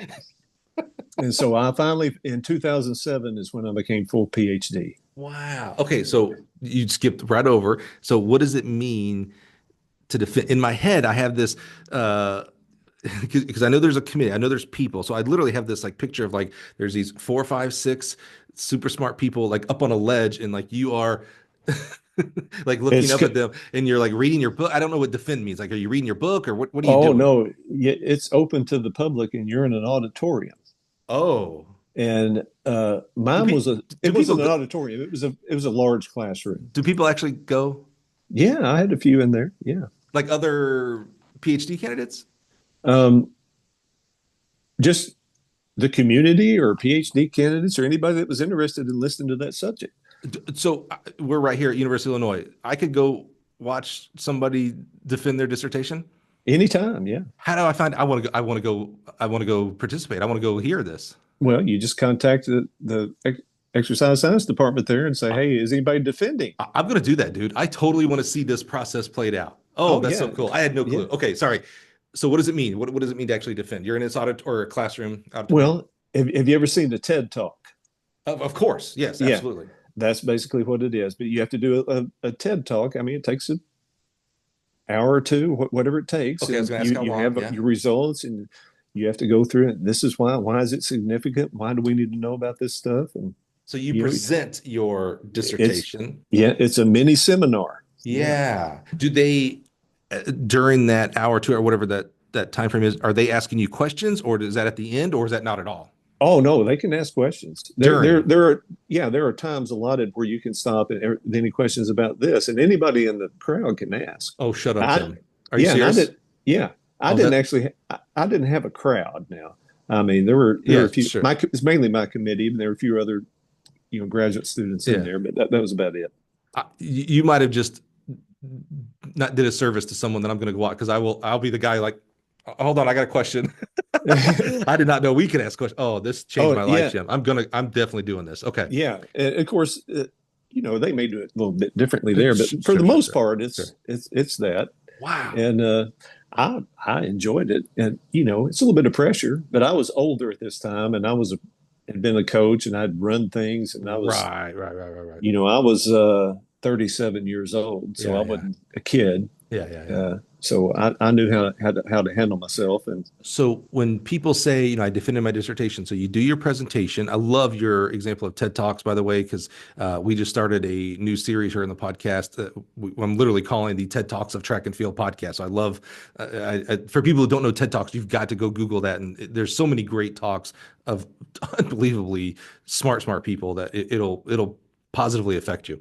Um, when you get done with your presentation, do they like, I'm trying to figure out like what does it mean to like defend, like is it automatic, like, okay, good, you're a PhD now, or is nope. it, there's like a vote, or what's? Well, yeah, kind of. No It's it's way. it's like a academic American Idol. Now the No crowd, no, no, way. the crowd doesn't vote. It's your committee, Sure, sure, sure. and so and so they after it's over, they'll go meet, and you have to sit outside the office while they meet for however long it is. Then my department chair comes out, says, "Congratulations, Dr. Patchell." No Yeah. way. How long did you have to wait? Oh, good 30 minutes. Oh, okay, okay, but not, Oh, but not days. No, they do or it that hours, or even, or an yeah, yeah, hour. yeah. No. Okay, okay. What would cause you to like? What would cause that advisor to come out and go, "Hey, we got to tweak some things"? Yeah, unless you just totally bomb your presentation, Mhm. it's pretty much a done deal at Yeah, that because you've done point. so much work with the advisor up to that. Like Yeah, and the advisor's they've all not gonna let you do it if they don't think you. right. Yeah, yeah, yeah, yeah. Yeah, Is your presentation skill actually a part of the evaluation? a little bit. Is Yeah, that right? But it can't yeah, be, because some people just that's not their thing. They're not going to get in front of people, but they have great data. They've done great research. yeah. But if you're going to be a PhD, you've got to develop that skill. Is You that have to right? talk. You have to talk in front of people because you're going to be teaching class. Oh, okay, okay, okay, okay. Um, Okay. Now, Yeah, that if makes you're sense. doing a PhD in nuclear physics or something like that, where you're just going to be in a lab, that might be a little different. But Yeah, yeah, yeah, yeah. yeah, that's a skill that you have to develop. But part of that PhD is not just your research and what you're doing. It's like, oh yeah, well, you're going to be a teacher, a professor, so you need to be able to teach this stuff, which means there are some presentation skills. And being a tenured professor requires you to do presentations all over the country. Is that right? Oh, wow. and conferences and meetings Oh, and wow. you know, so you have to have that skill, That is, but it's not the determining factor. No, but it's a part of, yeah. it's a part of it. Jim, I told you in our pre-interview, the main reason, the big reason we started this podcast was to uplift and honor coaches and what you do. And I hope you believe we are doing this, and it's just been fascinating. The other reason I started this though was I was like, man, I'm just so curious about stuff. I'm going to learn about things and people that I've always just heard PhD, for a guy like me, it's obvious academics not very high. I'm not that great of a student and was not a great student, but I'm always curious. And so never PhD to me was just like this mythical. Like I said, it's a social media post. I defended my dissertation. I'm like, wow, that's great. I have no clue what that means. Like I have my own fake thoughts of what that is. So to actually hear that, man, thank you so much for like putting up with all my questions. That really helps me like I understand PhD as far as like the process and everything Yeah, so much better now. That opened my world. I appreciate that so much. yeah, but yeah, you should go watch I'm one. 100% going to do this. Absolutely. Yeah, yeah, yeah. Yeah, 100%, 100%. I'm just so curious just to be able to say I was in a dissertation and like it was, it may be the most boring thing in the world. I don't know, maybe because the topic may not be what I want, but it'll be cool to just see it and know it, just again to have that satisfaction of the calming that curiosity. That's so cool. yeah. Thank you, thank you, thank you. Okay. So you do that at Campbell while you're at Campbell, but that is through Arkansas where you get your Mhm. PhD. Do you make your kids call you Dr. Coach now at that point? No, no, I've never done I know, I that. know. I would, by the way. Yeah, If I ever yeah. get a PhD, you guys are all calling me Dr. Mike. There's no way. Now, now on the website, when I first got the job here at Arkansas State, they just put my name up there. And of course, I did say, now, wait a second, it's got to be doctor in front of that. I write my notes down of who I wrote down Dr. Yeah. Of course. Yeah. But I don't, I earned that title, so I want it on there. That's right. That's right. But I don't make people call me that. No, I'm Coach Patchell, and that's the way it is. I'm so petty, I would. Here's the safe thing. This guy ain't never getting a PhD. Trust me. Trust me. Okay. I think you said 8 years at Campbell. I'm going to ask you now that I know you're an alum of Arkansas State. This is going to be a very dumb question, probably. But so why leave Campbell and go to Arkansas State? Well, I never thought that I'd get the opportunity to do that. And, if you've probably seen a common thread through my coaching career, I've never actually applied for a job. Right, right, right. Yeah, that's Um, right. That's right. and I didn't apply for this one. Yeah. I got Lon Badeau, who Yeah. was before me here, Yeah. um, got the job at Lafayette, Louisiana Lafayette, Doing a great job. and and left here. And a friend of mine who was on the team with me, Dave Rodley, Okay. he was a thrower. He still lives in town, and he called me up, and he basically said, "Hey, the job's open. You're applying." I said, "Oh, I am." He goes, "Yep, I'm on my way up to see the AD right now." And and you know, so he brought me in, and so I applied. The Yeah. AD called me the next day, and we worked out a time. He didn't have to twist your arm. No, no, Right, right, I grew up 2 hours away from here. Of course, right. my parents are still alive. They're still around, and Good. always wanted to come back. Never thought Yeah. I'd get the opportunity, but I Right. did. Yeah. Yeah, and so that's kind of how I got back to Arkansas State. What's it like? I'm going to say coming home in the sense of like, yeah, most of our jobs through our coaching careers are at places we've never been, and certainly we've never lived. Maybe we've been there for a track meet, but we never lived in that place until we got the job there. Here's a place that, is very comfortable to you. And while you've got some space here since you've been gone, but 99% of those buildings, you know exactly which building. Oh, I took classes in that building over there, and I lived in that dorm. Like it's a very much a homecoming in that sense. Yeah. How was that like coming back home? And would you have known many of the administration, or had they turned over maybe at Oh that yeah, point? yeah. I didn't know any of them. Yeah. No, Mhm. no. It was I it had been nearly 30 years since I Mhm. graduated. That's true. Well, Yeah, yeah. no, 25 years roughly. Yeah, yeah, yeah, yeah. So yeah, there was not any of the same people here. Yeah, yeah, yeah, yeah. Um, but yeah, it's and obviously something that I wanted to do. Never thought I'd get the opportunity, but I did, took advantage of it. And Yeah. it's been a great ride so far. So what's it like? You had great admiration for Jay Flanagan.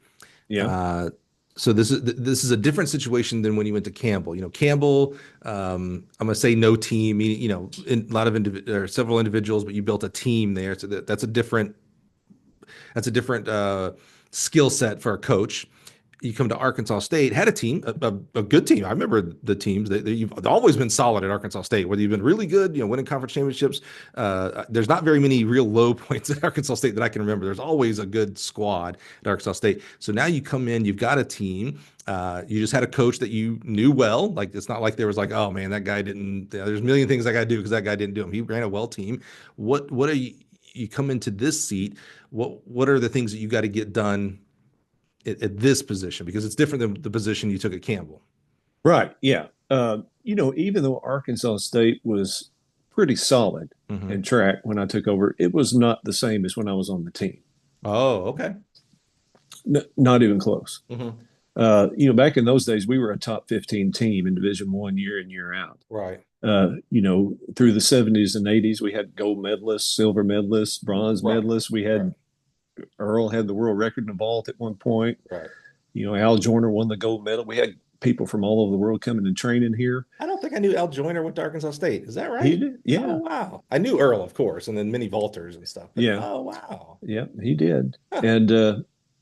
And so, my goal was to improve. Obviously, anywhere you go, you want to improve the program. So that was my goal. I wanted to get it back where it used to be. Right.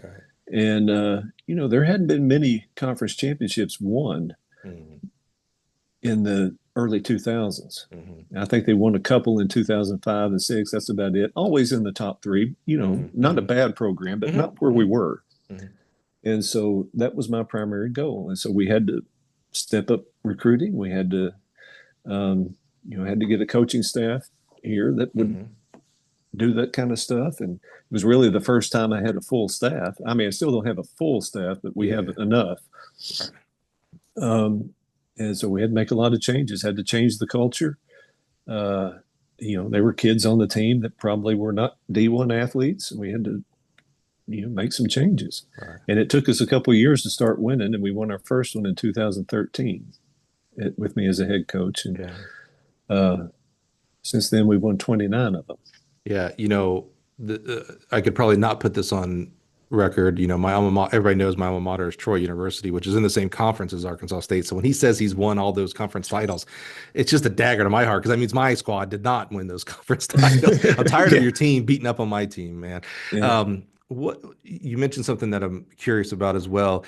One of the things I wish we did better in the coaching profession is development of our assistant coaches to become future head coaches. The majority of our assistant coaches that go on to become first-time head coaches have no experience doing almost anything that the head coach does. They know how to coach, they know how to recruit, but they typically have not done anything in regards to scheduling, budgeting, academics, things like that. And I don't know that where this is ever taught, and this is kind of where I'm going with my question. Even hiring staff and evaluating staff, and if need be, firing staff. That's not there's no US TIFCA course that says, hey, here's how you should be hiring people. How have you learned? You've hired plenty of people over the time. What was that process for you, learning like what actually hiring means? I think people on the cursory think that hiring is just like you find a person that's your buddy, or you find someone that you think could be your buddy, and that's the person you hire. There's many other things that you should be evaluating, and how you evaluate those things. How have you improved upon yourself of someone who's to hire people? Well, hiring your buddy is the worst thing you can do if you want to have a championship program. Now, that doesn't mean that's not an option. Right. But, you're the boss, and I have a good relationship with my coaches. Two of the guys here have been with me the whole time. Long time, yeah. And that's one of the reasons that we've been so good, is we have some continuity. Right. But, when I'm looking to hire a coach, I want someone who I think could be a head coach someday. Mm, And everyone on my staff could be. You know, my two top assistants right now could be head coaches and had the opportunity to be, I agree. but enjoy what we're doing here. And they like working at Arkansas State and Right. working with me. And um, so, you know, those are the qualities I look for. Do you have the ability to be a leader? Because you're Mm-hmm. going to be the head coach of your event group. Mm-hmm. Now, ultimately, I'm the head coach. I make the final decision, but I don't micromanage. Right. I want you to be able to coach your group. You're the head coach of the throws group, or you're the head Right. coach of the jumps group. Right. Um, and you know, I put out a framework of this is how the body reacts to training. This is how we're going to do things within that framework. I'm not going to micromanage it. You have to Right. be able to lead. Uh, Also, you have to be able to communicate well and be able to recruit. Mm-hmm. And of course, it's a given. You have to have a certain knowledge base. Yeah. You're So, not. so how do you suss out these things? Like I get what you say when you say, they need to be a leader. Absolutely. They need to be able to communicate. And by the way, communication is the hardest thing in the world, at least in the corporate world. Maybe it's better in the coaching world from when I was there, but get to the point. This is my advice to all our people: is get to the point where people complain that you're over communicating. Then we're finally communicating. Like we just Yeah. communicate. So how do you from the so there's people right now that want to work at Arkansas State one day, so they're thinking about, well, how do I do my resume and all, networking and all these kind of things. How are you sussing out? And maybe it starts with the resume, maybe it starts with that person had contacted me before there was even a job. How are you sussing out these this guy is a good communicator, this gal's a good leader? How are you sussing that out during the process? Well, I've been. If you're a young coach, it's a little bit different. But I've been. This is my 31st year, and so I've been uh, in this business a long time. So I have a lot of contacts, and I know a lot of people. And I take recommendations before I look at resumes. Yeah. If those fall through, then I fall back on resumes and then do interviews. And we have positions where uh, our staff gets paid okay, but the lower you go on the rung there, you don't get paid as much. And so you can't hire a really experienced coach for some positions. And they have to be willing to learn and take instruction. And so if I'm hiring a younger coach, they are under me for a year before Mm-hmm. I turn them, and I Mm-hmm. monitor what they do. And then if I teach them how I want things done, and I turn them loose. But that's generally how we find them. But I haven't had to do that a whole lot. I haven't had much turnover. That's a good point. Yeah. We've got a pretty good group of guys here that we all get along, enjoy each other, Yeah, and work hard. you got a good squad there. I agree. I like We do. Matt and Yeah. Matt and all those guys. Yeah, Yeah. what you just said there, that young coach that you are going to have to really mentor for a year. Like basically, what I hear you saying is, I'm going to have to show them the Jim Patchell way, the Arkansas State way. This is what we expect from our coaches. This is how we do it, etc. That's the kind of thing that I don't think is being communicated effectively. Again, there's that word communication to our assistant coaches of like, hey, this is going to be something you are going to have to be concerned about when you're the head coach. Yeah.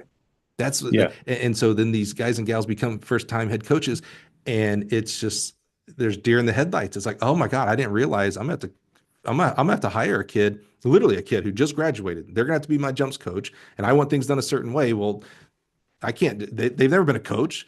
I can't just throw them out there and say coach and expect it to do. I've got a mentor. Like, oh my God, I didn't realize that's going to take extra time for me, which means I got to be better at time management because I've also got budget meetings and I've got all this other stuff. These are the things that we're not. I don't believe we're doing a good job with our assistant coaches.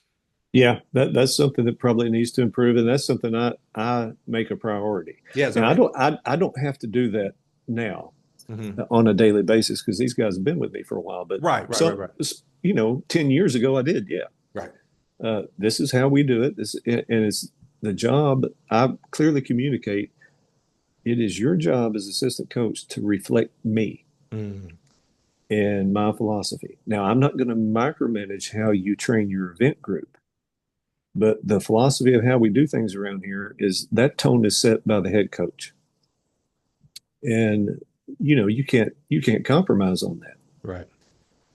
Now we have arguments sometimes, we have disagreements, but but we always, and if I'm doing something wrong, which I do pretty regular, I'm not perfect, nobody is. I want them to be able to come in and say, "Hey, coach, I think this is a better way of doing it." Yeah. And if I think it's a good idea, we'll do it that way. If I don't, I'll say, "Well, I don't think that's a good idea, and here is why." Yeah. I'm not a my way or the highway guy, but the final decision, I always tell them, I've got five assistants. I say, each of you have a vote. Mm. That's five votes, but I have six. I love So, it. so, so that's how it works. I But like that. yeah, we're at the point now in our program where we work together. Yeah. I'm the head coach, and I do set the tone, and there are things that I do that assistant coaches don't have to do. Right. Um, dealing with administration, fundraising, all the stuff you know, that is not really the reason I got into coaching, but it's part of it, and I do the Right. best I can at it. Right. I want my assistant coaches to coach and recruit Yeah. Yeah. as much as possible. You know, we're a lot better off today. 10 years ago when you would go to track clinics, USTFCA convention, things like that, 90% of the presentations would be about the X's and O's, how to coach the shot putters better, pole vault, etc. We're probably my estimate would be we're probably 70-30, maybe 75-25, where we're much better off now. We are doing some things for the professional development of our coaches. I think what you do, and I'm so grateful you described what you do there. I think that kind of lesson, whether you call it the Arkansas State way or the Jim Patchell way, of like, hey, these are the things I have to do, and this is how I do them. I think an assistant coach hearing what you just said there, I think there's somebody listening right now that hears that and goes, okay, I need to do some things differently.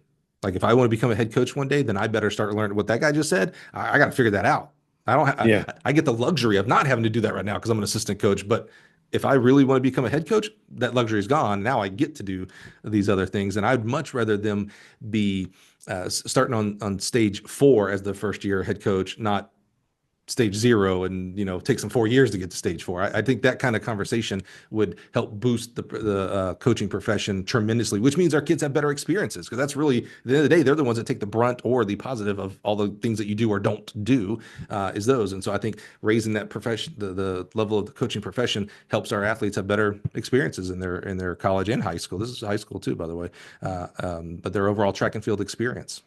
yeah, and that's one of the jobs of a head coach. If you're not doing that as a head coach, if you're not mentoring your assistants up until the point where they may not need quite as much anymore, Yeah, it's then you're not stages. you're not doing your job either. Yeah, I think so. I think you're right. And that's part of it. I think you're right. I love it. All right, Jim, wrap us up here, man. You have done an amazing job at different programs you've been to. You're kind of a, yeah, it's maybe, I don't know. I don't want to overstate it, but I just don't want to understate either. A visionary in the sense of like you're a leader and you're always thinking, you're not just thinking about what's tomorrow and what this weekend's meet is. You're thinking about next year and 4 years from now and 8 years from now. When you look at the future of Arkansas State track and field, what's got you excited, man? Well, the next step for our program, uh, we didn't have quite as good a year this year because obviously we hit that cycle where majority of our team is freshman and sophomore. Um, you kind of have to be patient through that and know that, we'll be back where we need to be. We're still one of the best programs in the conference, and Did you we hear went that in. dagger he just gave me, the Troy alum again? That's another dagger, man. But yeah, I want to. We've been in and out of the top 20, top 25 a couple of times, but before I retire, I want Arkansas State to be consistently there, and that's the next step for us. And that's how we want to recruit, and coach, and plan our years, and have that. That's the fun thing about sports is you always have a goal out there. Yeah. Once you reach it, you can go to the next one, and so that's kind of what we're doing now. I want us to be a consistent top 25 team. We haven't been. We've been in and out of it, and recruit accordingly. We've done a good job of that over the last few years, and I think we'll get there. Well, Dude, if anybody can do it, you and your squad can. Again, I know a lot of your assistant coaches, and they are, I mean, just of the highest people. I just think of, Oh, absolutely. again, Great. I always Great think, bunch of guys. I always think of Matt and Matt. I'm like, man, what just, dude, if I was going to be a head coach and I wanted two people, I'd take Matt and Matt in a heartbeat. Yeah. Every Yeah. day, all day, baby. So, and that starts with your leadership. So, if anybody can do that, certainly you and your crew can do that, man. So, I appreciate you sharing that with us. Jim, thank you so much, man. Hey, enjoyed it. Yeah, it's been Again, great. I'm always just humbled when coaches during track season agree to sit down with us here on the podcast. You're busy. I know it. You are post conference, so I know it gets a little easier that way, but they're still recruiting. They're still first rounds. They're still Yeah. nationals, and everything else in between that. By the way, your own personal life, you have all that as well. So I'm just so Yeah. grateful for you sitting down with us, being so open and authentic. And again, thanks for letting me just pepper you with all these weird questions with the PhD. I'm sure you did not think that was going to come up at all in regards to how depth I just was so interested. So I'm just really grateful for you today, my friend. Yeah. Hey, enjoyed it. Been great talking to you, Mike. I appreciate you. And you guys, thank you again for pressing play. I'm always so humbled of all the people that listen to these stories. And it's really the men and women that come here as guests. Their journeys are so unique, right? Like at 300 and so, I don't know what episode we're at, 300 and something. I didn't see this. We didn't have Dave Smith did a PhD. So we had learned some about the PhD there, but we didn't see this 9 years later and 30 years into coaching and taking over his alma mater. I mean, that's just super amazing. And I know your journey is unique, and this journey will help you have success with that. So thanks again for being here. Join us next week. We'll do it all over again. See you guys.